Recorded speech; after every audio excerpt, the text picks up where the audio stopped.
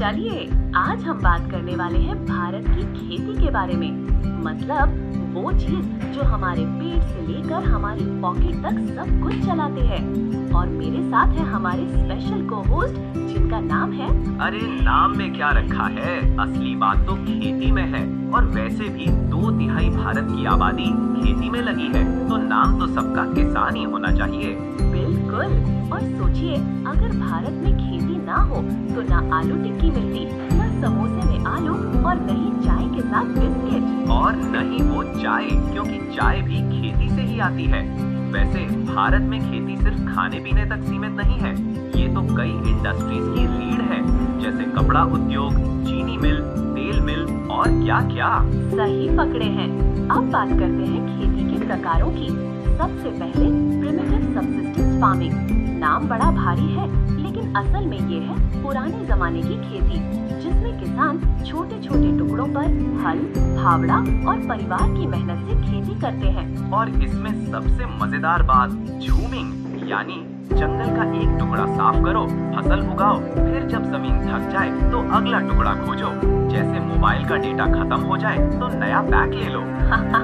और इस खेती को अलग अलग जगहों पर अलग नामों से जाना जाता है, जैसे असम मेघालय में झूमिंग, उड़ीसा में पोडू, मध्य प्रदेश में मेवाड़ और वेस्टर्न घाट्स में कुमारी। और ये सिर्फ भारत में नहीं, मेक्सिको में मिल्पा, ब्राजील में रोका, इंडोनेशिया में लाडांग। मतलब खेती का ये तरीका वर्ल्ड टूर कर चुका है। लेकिन इसमें एक दिक्कत है, उपज कम होती है, क्योंकि न तो खाद न ही मॉडर्न टेक्नोलॉजी। और जब मिट्टी की ताकत खत्म तो किसान अगली जमीन ढूंढते हैं। यानी सोचो समझो आगे बढ़ो फार्मिंग।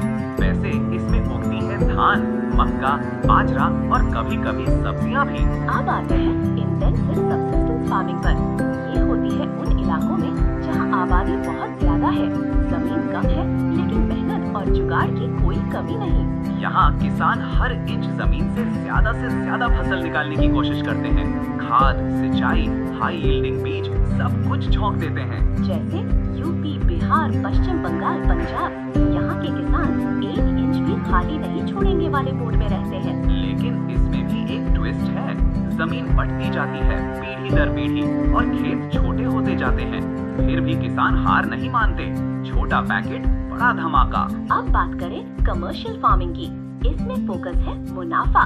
बड़े बड़े खेत, ट्रैक्टर, खाद, कीटनाशक और फसलें जैसे गन्ना, कपास, चाय, कॉफी। और प्लांटेशन फार्मिंग, मतलब एक ही फसल बहुत बड़े इलाके में, जैसे असम में चाय, कर्नाटक में कॉफी, केरल में रबर। यहाँ तो पूरा गांव एक ही फसल में डूबा रहता है। प्लांटेशन में तो मजा ही अलग है। मजदूर आते हैं, फसल कटती है, प्रोसेसिंग वही होती है और फिर सीधा मार्केट या एक्सपोर्ट। लेकिन प्लांटेशन में एक बात ध्यान देने वाली, यहाँ खेती और इंडस्ट्री का मेल है।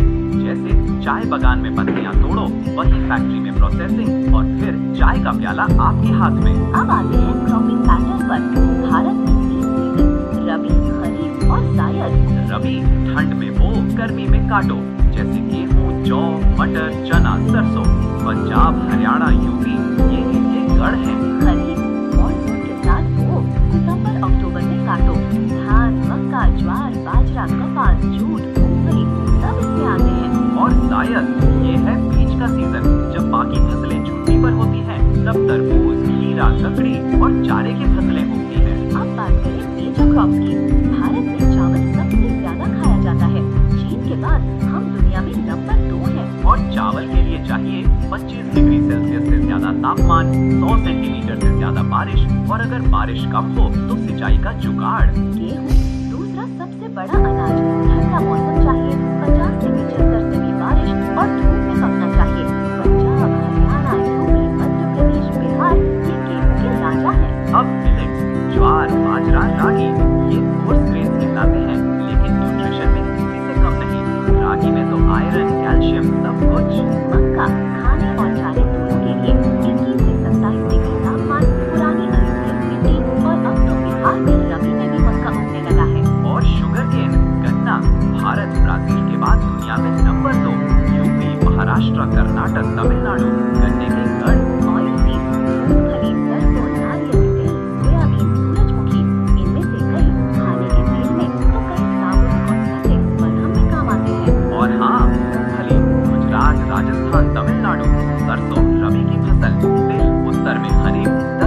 रबी। अब बात करें पल्सेस की।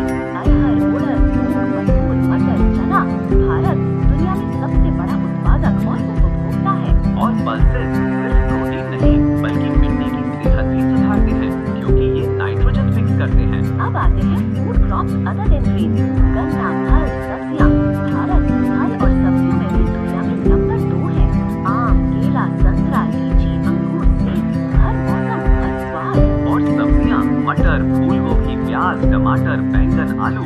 मतलब सब्जी मंडी में जो दिखता है वो भारत की मिट्टी की देन है। अब non food crops. Rubber, jute, कपास, रेशम। रबर केरल, तमिलनाडु, कर्नाटक। जूट पश्चिम बंगाल, बिहार, असम।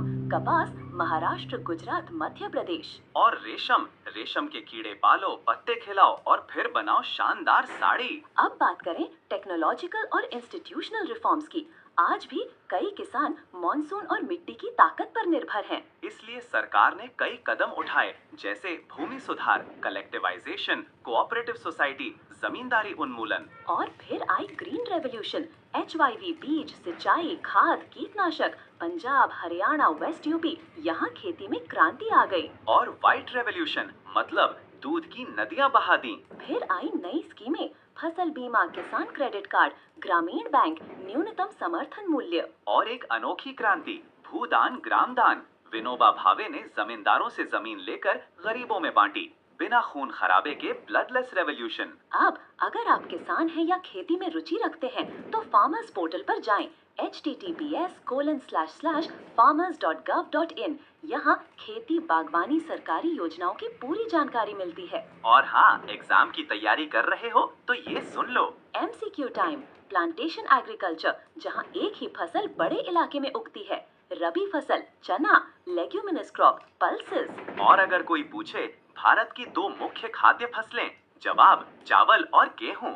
गर्मी की फसल जायद, पल्सेस में क्या होता है, प्रोटीन। और 2 मुख्य पेय पदार्थ, चाय और कॉफी। काली मिट्टी में उगने वाली फाइबर क्रॉप, कपास। तो दोस्तों, खेती सिर्फ हल चलाने का नाम नहीं, ये विज्ञान, जुगाड़, मेहनत और देश की आत्मा है। और अगर कोई पूछे भारत की असली ताकत क्या है तो जवाब है हमारी मिट्टी, हमारे किसान और उनकी मेहनत। और हमारी चाय। इसी के साथ आज का एपिसोड यही खत्म करते हैं। पढ़ते रहिए, हंसते रहिए और खेती की कद्र करना मत भूलिए। और हाँ, अगली बार समोसा खाते वक्त किसान को याद जरूर करना। मिलते हैं अगले एपिसोड में। तब तक के लिए जय जवान जय किसान।